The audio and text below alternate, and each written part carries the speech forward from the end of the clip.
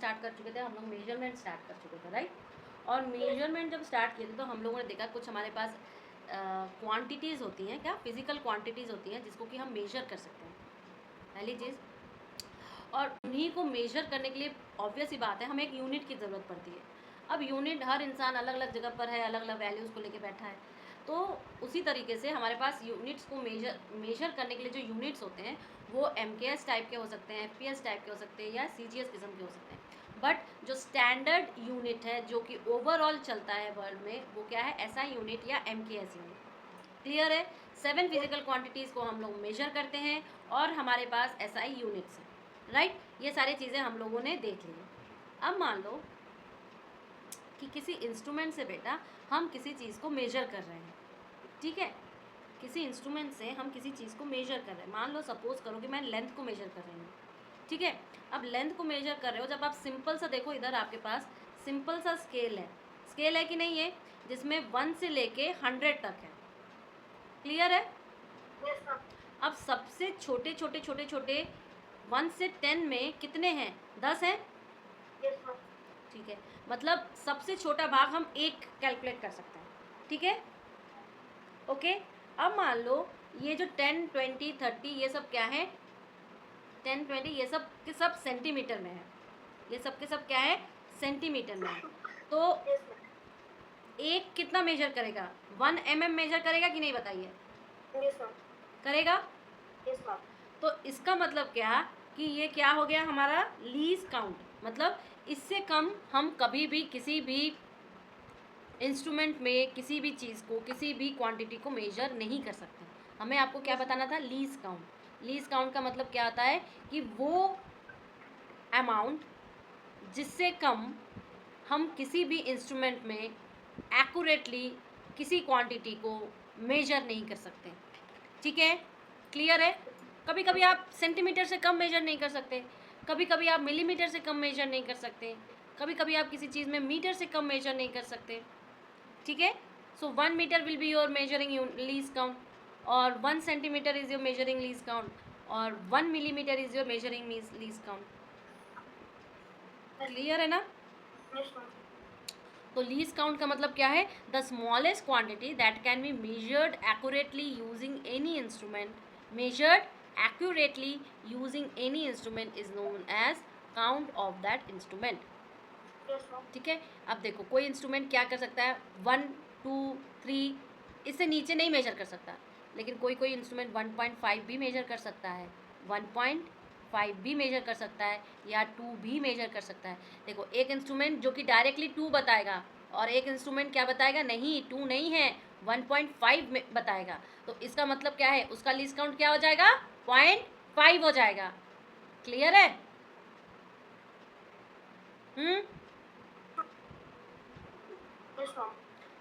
वो क्या बता पाएगा, 0.5 बता पाएगा, लेकिन दूसरा वाला क्या बता पाएगा, 1 बता पाएगा, ठीक है। तो मोर एक्यूरेसी किसके पास है, 0.5 वाले के पास है, 1 वाले के पास नहीं है।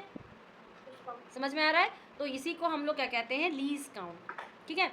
अब मान लो मेरे पास कोई रेगुलर स्केल है जो आप लोग को मिलता है स्केल, उसमें जहाँ पर हम 6 इंच तक मेजर कर सकते हैं, और जब हम इधर देखते हैं तो हमारे पास सेंटीमीटर स्केल रहता है, सेंटीमीटर 10, 20, 30, 40, और उस 10 के बीच में आपके पास 10 स्मॉल लाइन्स होते हैं, और उन स्मॉल लाइन्स क्या मेजर करता है, योर 1 मिलीमीटर मेजर करता है। क्लियर है ना।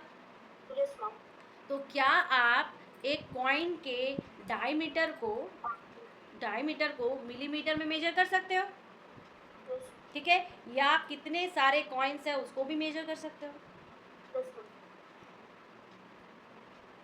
अब देखो मेजरमेंट ऑफ लेंथ, तुम लेंथ कैसे मेजर करोगे, ऑब्वियस ही बात है स्केल से मेजर करेंगे। जो नॉर्मल स्केल हमारे पास है उसमें मान लो 100 सेंटीमीटर तक दिया हुआ है, तो हर एक सेंटीमीटर का हम कर सकते हैं। क्लियर है। अगर मैंने माइक्रोमीटर लिखा है तो हम बोलेंगे 10⁻⁻6 मीटर। अगर मैंने मिलीमीटर लिखा है तो 10⁻⁻3 मिलीमीटर। अगर मैंने सेंटीमीटर लिखा है तो यानी 10⁻⁻2 से मीटर। और अगर मैंने किलोमीटर लिखा है तो यानी 10⁻3 मीटर। 10⁻3 हो जाएगा तो इसका मतलब क्या हो जाएगा बेटा, 1 के बाद 3 0, ठीक है। एक चीज़ देखो यहाँ पर, ये चीज़ क्लियर हो गई आपको कि अगर मैं 1 सेंटीमीटर बोलूँगी तो 10⁻⁻2 यानी कि ऐसे, ओके। अगर मैंने मिली बोला 10⁻³ माइक्रो बोला तो 10⁻6 और मैंने अगर किलो बोला तो 10⁻3। ये कन्वर्जन आपको आना चाहिए, आपको न्यूमेरिकल्स में ये ज़रूरत पड़ेगा। क्लियर है ना? आगे बढ़ते हैं। अब मान लो मेरे को कोई लेंथ मेजर करनी है, डायमीटर ऑफ अ वायर, ठीक है, किसी वायर की डायमीटर मेजर करनी है, तो लेंथ ऑफ द कॉइन और number of turns in the coin, ठीक है। अगर ये कर लिया मैंने तो मेरे को किसकी, वायर की डायमीटर पता चल जाएगी, वायर की डायमीटर पता चल जाएगी, ठीक है। अगर मान लो मेरे पास कोई वुडन ब्लॉक है, इन दोनों वुडन ब्लॉक के बीच में मैंने उसको फंसा दिया, तो मैं कैसे डायमीटर मेजर करूँगी? मान लो इस पॉइंट पर मेरा क्या आया, x1 आया, इस पॉइंट पर मेरा x2 आया, मुझे डायमीटर मेजर करनी है तो x2 माइनस x1 हो जाएगा, हो जाएगा ना? अच्छा, जब हमारे पास डिस्टेंसेस बेटा बहुत ज़्यादा बड़े होते हैं, जैसे कि सन किस दूरी मापनी हो, या आप बोलोगे कि मेरे अर्थ से मून कितना दूर है, या कोई और प्लैनेट कितना दूर है, जब इतने बड़े बड़े डिस्टेंसेस होते हैं तो उसको हम किस में मेजर करते हैं? एस्ट्रोनॉमिकल यूनिट या AU में मेजर करते हैं। किस में मेजर करते हैं बाबू? Astronomical unit. और इस ये एवरेज डिस्टेंस होता है, राइट? ये क्या होता है? Average distance. तो एक एस्ट्रोनॉमिकल यूनिट किसके बराबर का होता है? 1.496 10⁻11 मीटर। 1.496 10⁻11, ये आपको एग्जाम में पूछ सकता है कि what is the astronomical unit value. तो आप क्या बोलोगे? 1.496 10⁻11 मीटर, ठीक है। अब देखो मैंने आपको यही अभी समझाया कि डिक्रीजिंग मैग्नीट्यूड में इसको कर। अच्छा, ये जो क्वेश्चन मैंने बाजू में लिखा है ना, ये सारे क्वेश्चंस आपको सॉल्व करने हैं बेटा, ये आपको सॉल्व करना है, फिजिक्स में आपको सॉल्व करना ही पड़ता है। नेक्स्ट, किसी का मास मेजर करना है मानो, तो ऑब्वियसली मास क्या होता है? अमाउंट, जितना मैटर कंटेन किया है उस बॉडी ने, जितना मैटर कंटेन किया है हम उसको उसका उतना ही मास कहेंगे। जब हम उसको उतना ही मास कहेंगे तो हमारा मतलब क्या होगी? मास की ऐसा यूनिट क्या होती है? केजी।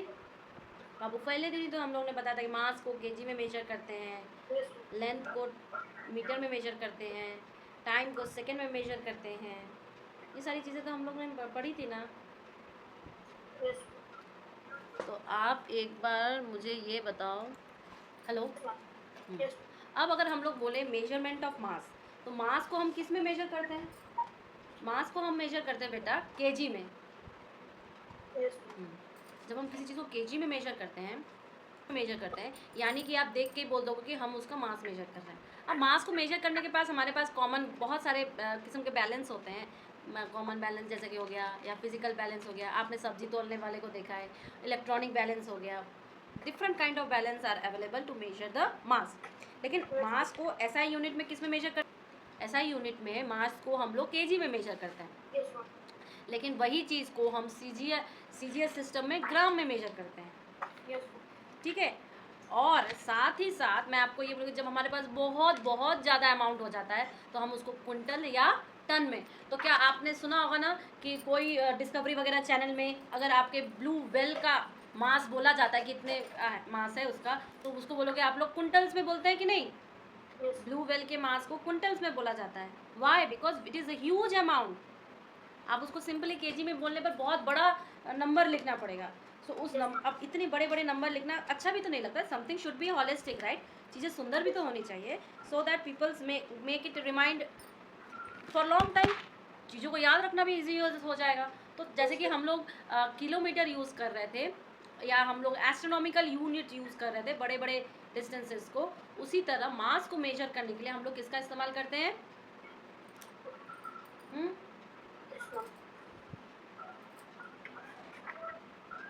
मास को मेजर करने के लिए किसका इस्तेमाल करते हैं बताओ? अरे बड़े मासेस को मेजर करने, हाँ, क्या हो गया इसका मतलब? कुंटल्स को मेजर, तो वैल्यूज भी तो पता होनी चाहिए। तो कुंटल कितना होता है? 100 kg हो जाती है, और टन कितना होता है? 1000 kg, मतलब एक जीरो बढ़ गया, ठीक है। अब देखो मैं तुम्हें बता रही हूँ, मैंने आपको क्या बोला? Measurement of mass, measurement of mass. ठीक है। अच्छा, मास का मतलब क्या है कि quantity contained in the body. Mass का मतलब क्या होता है कि जो क्वांटिटी बॉडी ने कंटेन किया हुआ है। ठीक है।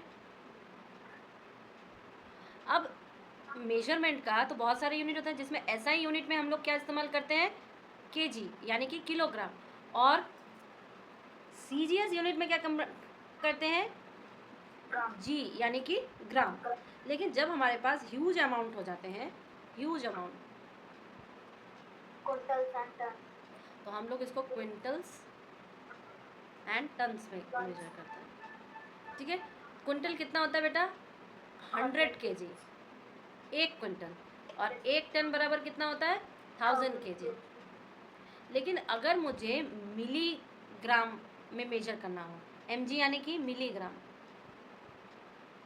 याद रखना बेटा कि कैपिटल M रखा हुआ है या स्मॉल m।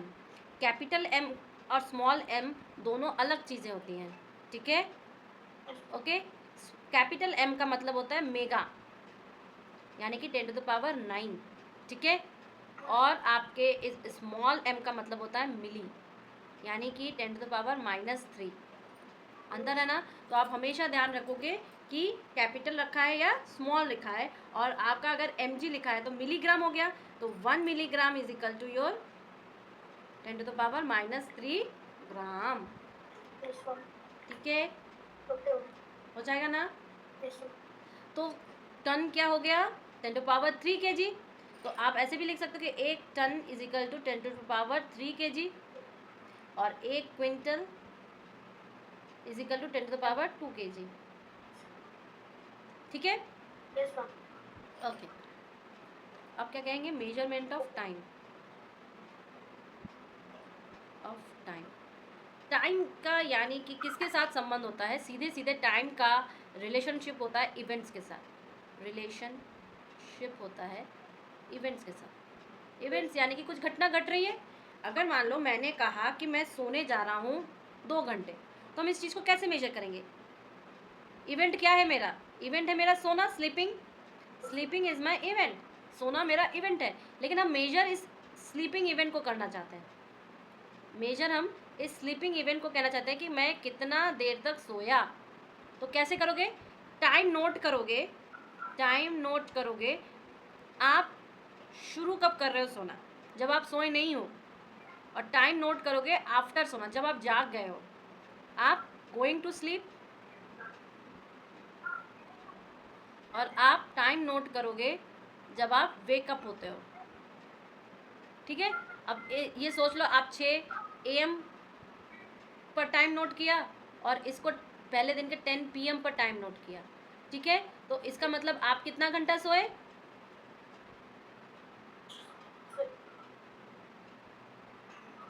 8 घंटा। इस 8 आवर्स को हम या तो 8 आवर्स लिखो, या तो 8 × 60 × 60 मिनट्स लिखो, यानी कि 8 × 3600 मिनट्स लिखो। ठीक है, यानी कि आप 0 और ये क्या होगा मल्टीप्लाई करने के बाद,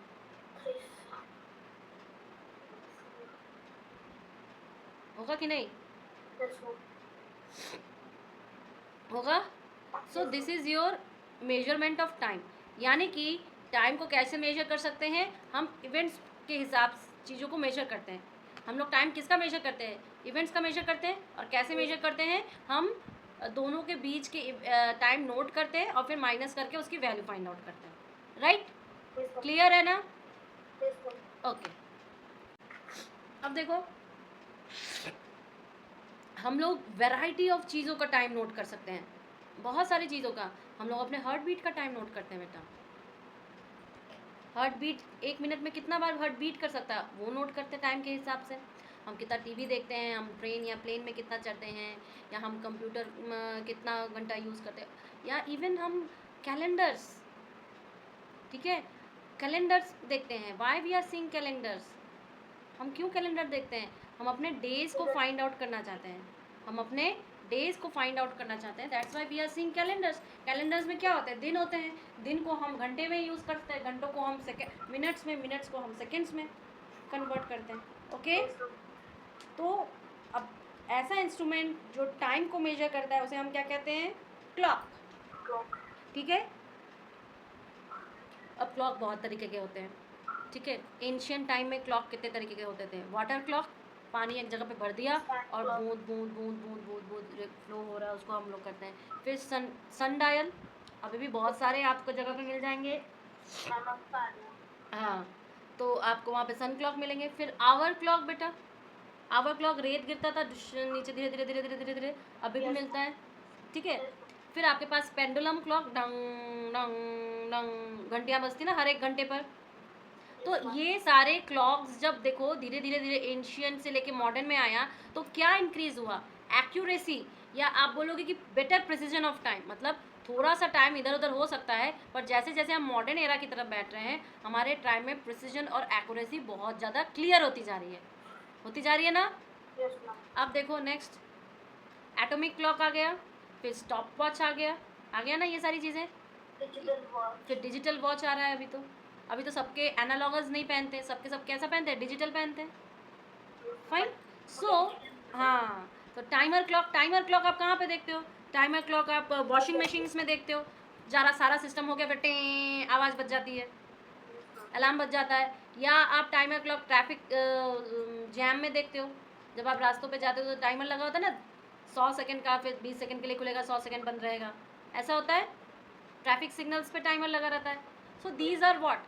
These are different kind of clocks that are used for measurement of time. एक इंस्ट्रूमेंट है जिसके साथ हम टाइम को मेजर कर सकते हैं। अब टाइम का यूनिट क्या क्या हो सकता है? अभी हम लोग देख रहे थे minute, hour, day, year, decade, century, millennium. तो एक मिनट, ये आपको थोड़ा सा याद रखना, एक ईयर में कितने होते हैं? 365 डेज। नॉर्मली अगर वो लीप ईयर हो गया तो आप क्या करोगे? 366 डेज बोल दोगे। एक डिकेड हम किसको कहते हैं? 10 साल को। 10 ईयर्स को हम एक डिकेड कहते हैं। एक सेंचुरी कब कहते हैं? 10 डिकेड्स मिल जाते हैं तो आपको एक सेंचुरी कहा जाता है। और जब 10 सेंचुरीज मिल जाते हैं तो एक क्या कहा जाता है? मिलेनियम। मिलेनियम किसे? ये सारी चीज़ आपके MCQs के क्वेश्चंस में आते हैं कि 1 millennium is equal to 10 centuries, और एक century is equal to 10 decades, और एक decade is equal to 10 years. कोई प्रेजेंटेशंस होती है? हाँ बेटा, आपको नहीं शो हुआ? ये सब मैं डिफरेंट काइंड्स ऑफ क्लॉक्स के बारे में बता रही थी आपको कि ये पानी वाला क्लॉक आपको दिखाई नहीं दे रहा कि इसमें ज़्यादा एक्यूरेसी थी, नहीं थी, इसमें उससे ज़्यादा एक्यूरेसी आई, फिर इसमें उससे आया, फिर ये जो आपका पेंडुलम का डन डन डन बजता रहता है हर आवर पे, उसमें ज़्यादा एक्यूरेसी आई। फिर आपका एटॉमिक क्लॉक आ गया जो अलार्म वाला सोने के आपके बेड के पास लगा रहता है, अलार्म क्लॉक। फिर आपके पास स्टॉप वॉच आ गए, आप एक्सपेरिमेंट लैब में तो स्टॉप वॉच यूज़ करते हो ना, या जो क्वेश्चन एयर टाइप के क्विज होते हैं उसमें स्टॉप वॉच का इस्तेमाल करते हो। फिर ये आपका टाइमर आ गया। टाइमर कहाँ है? हम लोग ट्रैफिक सिग्नल्स में, वॉशिंग मशीन्स पे टाइमर का यूज़ करते हैं। लेकिन टाइम को मेजर करने का जो SI यूनिट है वो क्या होता है? वो हमारा सेकंड होता है। लेकिन जैसा जैसा हमारा एप्लीकेशन है, अच्छा आप एक ईयर को सेकंड में चलो बता देते हैं, क्या आप चाहोगे कि एक मिलेनियम को हम सेकंड्स में बताएं? नहीं, that will be a huge amount, याद रखना भी मुश्किल, लोगों को बताने में भी मुश्किल। It is not holistic kind, right? वो सुंदर नहीं लगेगा, वो अच्छा नहीं लगेगा, तो हम लोग क्या कहते हैं कुछ बड़े यूनिट्स इस्तेमाल कर लेते हैं। उसी तरह डिकेड, सेंचुरी, मिलेनियम, ये सारे कैसे यूनिट्स हैं बाबू? ये सारे बड़े यूनिट्स हैं, ठीक है। तो 10 ईयर्स क्या हो गया? 1 डिकेड हो गया। 1 सेंचुरी क्या हो गई? 10 डिकेड्स हो गए। 1 मिलेनियम क्या हो गया? 10 सेंचुरीज हो गए। क्लियर है ना? हाँ बेटा, मिलेनियम से भी ऊपर आता है। हाँ, जब ज़रूरत पड़ेगा हम लोग बताएंगे मिलेनियम से भी ऊपर। क्लियर है ना? ओके, ये था हमारा टाइम। अब देखो, टाइम को हम लोग एक पीरियोडिक मोशन में भी कैलकुलेट कर सकते हैं। कैसे? यानी कि पीरियोडिक मोशन मतलब एक ही किस्म की चीज़ बार बार हो रही है वही सेम इंटरवल पर, तो हम उसको क्या कहते हैं? पीरियोडिक। क्या कहते हैं? पीरियोडिक। यानी कि देखो, एक तो आप रोटेशन पढ़ते हो, एक आप रेवोल्यूशन पढ़ते हो ना। एक होता है कि अर्थ अपने ही एक्सिस पे गोल गोल घूम रहा है, और एक होता है कि अर्थ गोल गोल घूमते हुए वो सन के चारों ओर घूम रहा है, ठीक है। तो जब वो सन के चारों ओर घूम रहा है तो हमारे पास सीजन्स आते हैं, जब वो अपने ही एक्सिस पे गोल गोल घूम रहा है तो हमारे पास डे एंड नाइट आते हैं, राइट। अब बताओ कि जब वो अपने ही एक्सिस पर पूरा का पूरा चक्कर लगा रहा है बेटा, तो हमें एक फुल डे मिलता है, और उस फुल डे यानी कि आपको 24 आवर्स मिलता है, और फिर से वो उसी पॉइंट पर आके घूमता है। मतलब क्या, वो सेम किस्म की एक्टिविटी एक पर्टिकुलर इक्वल इंटरवल्स पे कर रही है। वही इक्वल इंटरवल्स यानी कि 24 आवर्स पर वही वो सेम अपने एक्सिस पर एक कंप्लीट रोटेशन लगा रही है। ठीक है, तो हम इसको क्या कहेंगे, पीरियोडिक मोशन कहेंगे।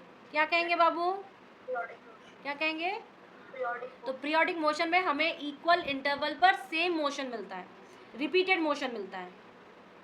समझ में आ गया? इस चीज़ को कल हम लोग और अच्छे से पढ़ेंगे। कल हम लोग बहुत सारे न्यूमेरिकल्स देखेंगे और कैलकुलेशंस करेंगे। क्लियर है ना? सो देखिए, लास्ट क्लास में हम लोगों ने मेजरमेंट ऑफ मास देखा था। मास को कितना मेजरमेंट हमें मास करना है, उसके बेसिस पर हम अपने यूनिट्स को लिखते हैं। But the SI unit is your KG only, right? पर हाई अमाउंट ऑफ मास के लिए मैंने आपको बोला क्विंटल होता है और टन होता है। ठीक है, 1 क्विंटल बराबर 100 केजी, या 1 टन बराबर आपका 1000 केजी। तो क्विंटल बड़ा होता है या 1000 टन बड़ा होता है? तो आप क्या बोलोगे, टन बड़ा होता है। ठीक है, अब फिर मैंने आपको मेजरमेंट ऑफ टाइम का कंसेप्ट बताया था कि कोई एक इवेंट हो रहा है, उसके बाद मतलब एक बाद का इवेंट होता है, पहले का इवेंट होता है, जहाँ पे हम मेजरमेंट ऑफ टाइम करते हैं। जिस पॉइंट पे हम बोलेंगे ये इतना टाइम है, लेकिन ऐसा यूनिट मेजरमेंट ऑफ टाइम का क्या है, आपका सेकेंड ही है, राइट? लेकिन जो इंस्ट्रूमेंट यूज करते हैं उसको हम लोग क्या कहते हैं, क्लॉक कहते हैं। बट टाइम को धीरे धीरे धीरे धीरे कैलेंडर्स हैं, मंथ्स हैं, डेज है, आवर्स हैं, ऐसे ऐसे ही तो होगा ना, राइट? सो एंशियंट टाइम से ही different kinds of clock available है, जैसे वाटर क्लॉक हो गया, सन डायल हो गया, जो आपके हम लोग उस दिन को हाँ, तो ये सारे डिफरेंट काइंड्स ऑफ क्लॉक्स थे हमारे पास। आज हम लोग पीरियोडिक का मैंने आपको इनिशियल बोला था कि पीरियोडिक मोशन क्या होता है, कि जब कोई बॉडी मूव कर रही है, पहली बात तो बॉडी मूव कर रही है, लेकिन वो मूव कर रही है एक कॉमन टाइम पर आके कॉमन पोजीशन पर आ जाती है। ठीक है, मतलब एक पर्टिकुलर टाइम इंटरवल पर वो अपना पूरा मोशन करके इनिशियल पॉइंट पर ही आ जाती है। पेंडुलम देखा है ना आपने? तो क्या होता है, एक सॉलिड सरफेस होता है जिससे वो खड़ा किया जाता है, जिसको जहाँ पर फिक्स किया जाता है, वहाँ पे एक थ्रेड से एक बॉब लटकाया जाता है, and the bob is moving freely under the influence of gravity. तो this system is called pendulum. अब जब पेंडुलम को थोड़ा सा, ज़्यादा नहीं, थोड़ा सा हम लोग स्ट्रेच करके छोड़ते हैं, तो वो क्या ऑक्सीलेशंस करती है, right? They are doing some oscillations, and if the time जहाँ से वो शुरू की और जहाँ पे वो खत्म कर रही है, फिर वहाँ पर आ रही है, फिर खत्म कर रही है, फिर वहाँ पर आ रही है, so this type of motions comes to periodic motion, and the interval जो कि सेम है ऑल द टाइम और वो रिपीटेटिव हो रही है इक्वल्स में, so I will say that is your time period, that is your time period, and the entire motion is called your periodic motion. entire motion को क्या कहते हैं, periodic motion. entire motion को क्या कहते हैं, periodic motion. okay, ये कुछ वर्कशीट्स हैं जो मैं दूंगी, तो आप इसको प्लीज़ ज़बानी करना, लिखने की ज़रूरत नहीं है, आपको बाय ज़बान आना चाहिए। जैसे कि मान लो 1 क्विंटल, अब आपको पता है भैया 1 क्विंटल इज इक्वल टू आपके पास 100 केजी होता है, ठीक है, और एक उसके बराबर क्या होता है, 1000 केजी, तो दोनों में डिफरेंस 10 का हुआ। अब टन बोल रहा है, इसका मतलब 1/10 टन का होगा, 1/10 का होगा मतलब 0.1 होगा, ठीक है। अब उसने बोला है 1 मेट्रिक टन, तो मिलीग्राम कितना होगा, ये सब कन्वर्जन है बाबू, और आपको आने चाहिए कन्वर्ट करना। मैं बता दूं एक कन्वर्जन, जैसे देखो 28 वाला 1 kg इज इक्वल टू इतना टन, भैया हम जानते हैं 110 इज इक्वल टू 1000 kg, पूछा इसने ऑपोजिट है तो 1/1000 हो जाएगा। समझ में आ रहा है चीज कि मैं करके दिखाऊं आपको? हो जाएगा ना? तो ये वाला जो वर्कशीट है ना 25 से लेके 31, ये आप मुझे करके सबमिट करना। रिटर्न तो करना ही पड़ेगा बेटा, ये तो मैथमेटिक्स है, जबानी नहीं है, ये मैथमेटिक्स है। ओके, अब नेक्स्ट देखिए क्या है, मेजरमेंट ऑफ एरिया। एरिया क्या है, जब हम कोई एक सरफेस है, जैसे कि मान लो कोई एक ऑब्जेक्ट है, जैसे मान लो मैंने एक फ़ोन लिया और इस फ़ोन को मैंने कहीं पर रखा, टेबल वगैरह पे रखा, तो वो एक सरफेस को घेर रही है कि नहीं, 2 डायमेंशन में।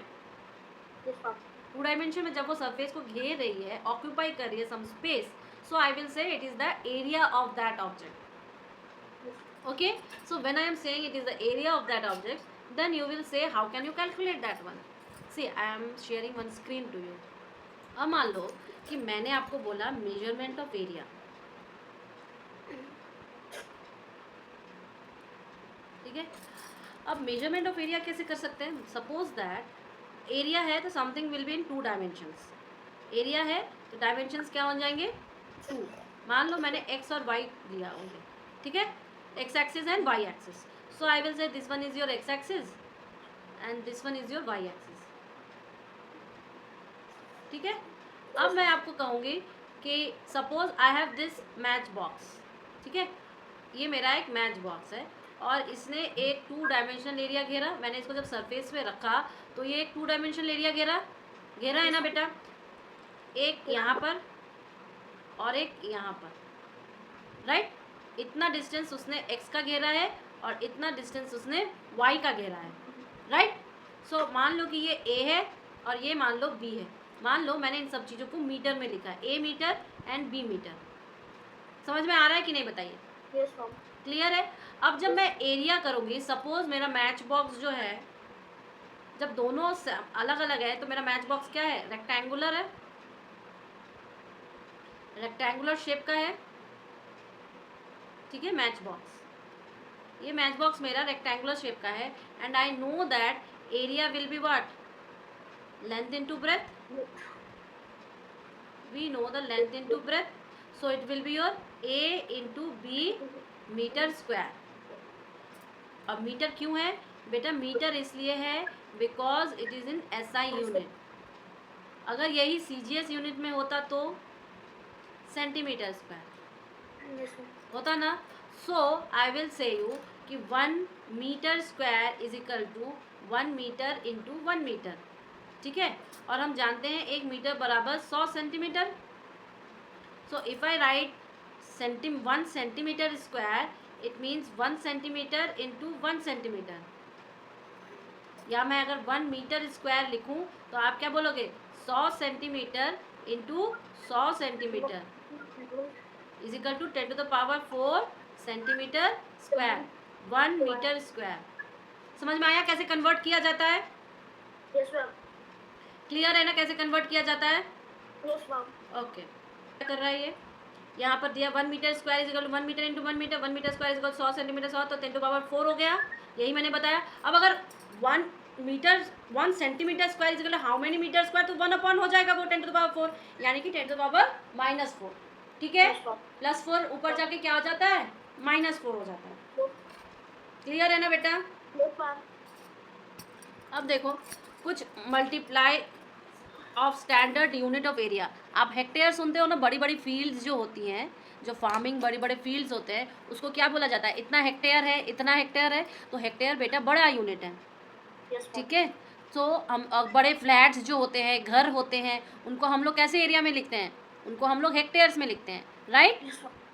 तो हेक्टेयर क्या है? बड़ा यूनिट है. ये हेक्टेयर क्या है? खुद में एक सरफेस एरिया है. हेक्टेयर क्या है? खुद में ही एक सरफेस एरिया है. किसका?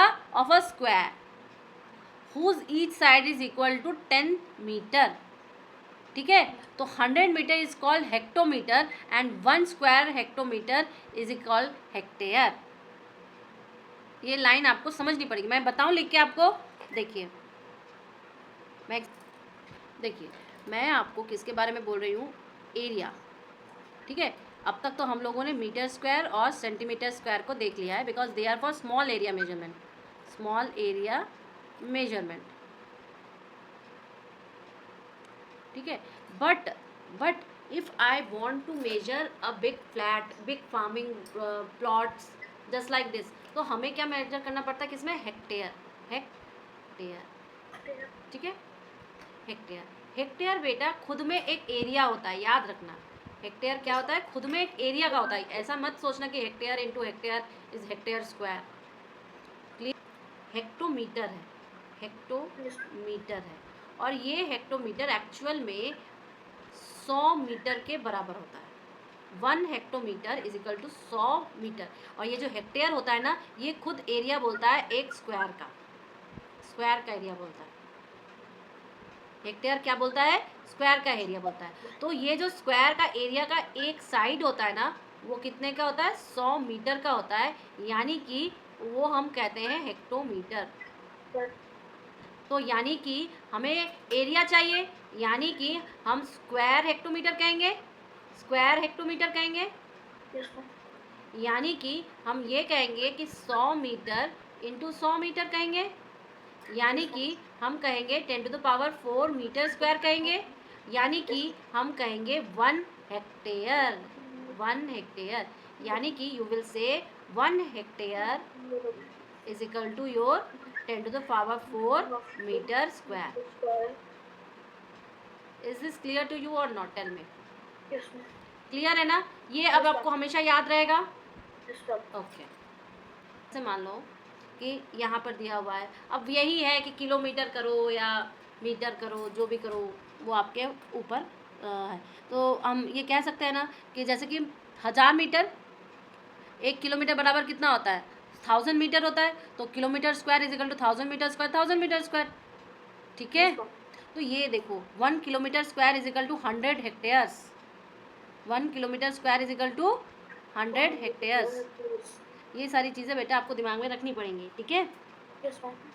अब देखो जैसे कि ये वर्कशीट है साथ में, 1 centimetre square is equal to सारे मीटर्स में होंगे। Ma'am, पेरेंट्स की स्क्रीन शो हो रही है ma'am. Okay Babu.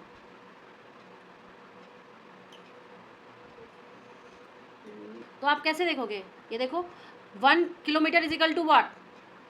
1 kilometre is equal to 1000 metre. तो 1 kilometre square is equal to 1000 metres into 1000 metre. तो हम ये फाइनली निकाल लिए कि 1 kilometre square is equal to 100 hectares. ये कैसे निकालेंगे, समझ में आ रहा है आपको? Yes, ma'am. करके दिखाऊं? No, ma'am. ओके, अब देखो एक ये वर्कशीट है, वर्कशीट में 1 centimetre square is equal to metres में क्या होगा? 1 सेंटीमीटर।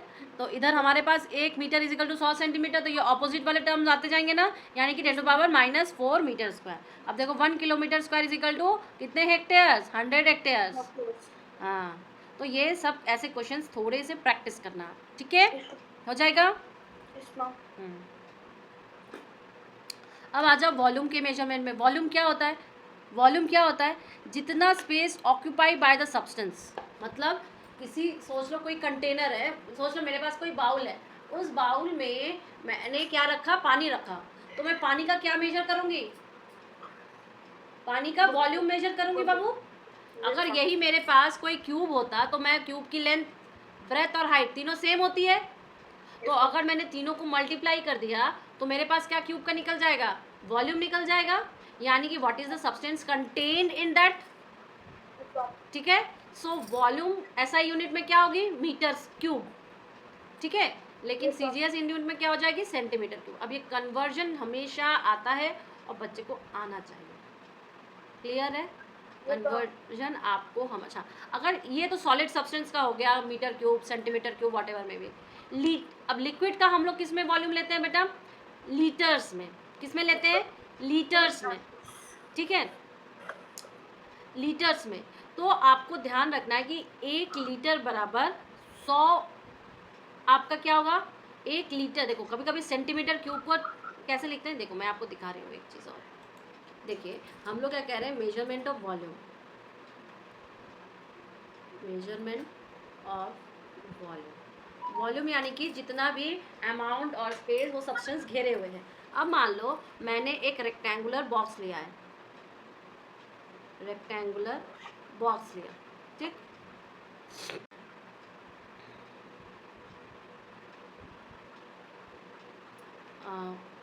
सपोज करो, सॉरी,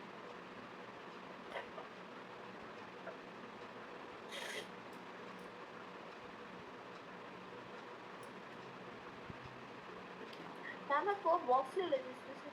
हाँ मैम इसमें वो आइकन तो होता है, मैम इसमें ब्रश ले सकती हाँ, हूँ। वही मैं देख रही हूँ। मैम ये जो शेप्स वाले उसमें ऊपर से सोचना पड़ेगा। समझ लो मैंने ये बॉक्स ले लिया, whatever maybe I can draw little bit कर लेते हैं, फिर खोजा खाजी में टाइम चला जाएगा।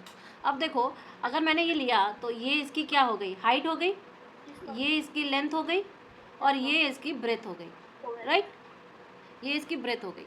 अब अगर मैंने आपको ये कहा कि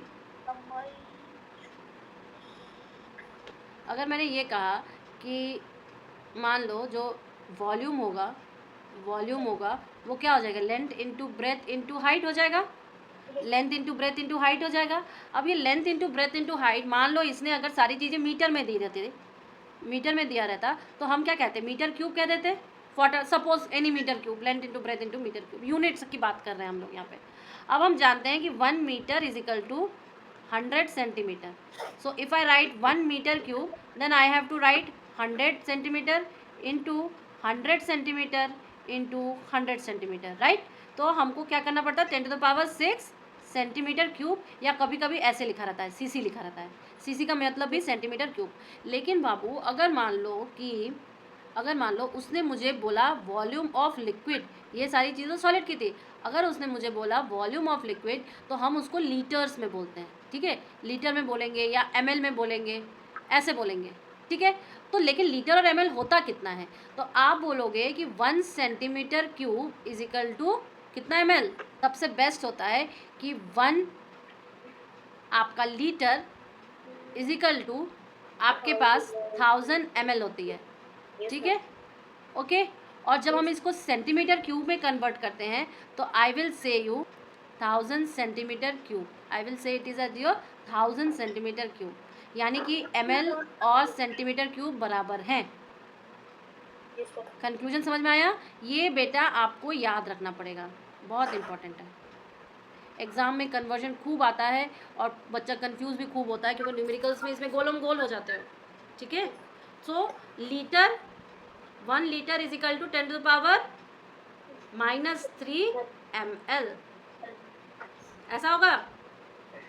बट -3 कहाँ से आ जाएगा, 10⁻³ है ना, बड़ा कौन है, लीटर है, और छोटा कौन है, ml है, और ये ml ही क्या होता है, सेंटीमीटर क्यूब होता है, ठीक है, यही ध्यान रखना है। तो हम लिखेंगे क्या, 1 litre is equal to 10,000 ml is equal to आपका 1000 सेंटीमीटर क्यूब।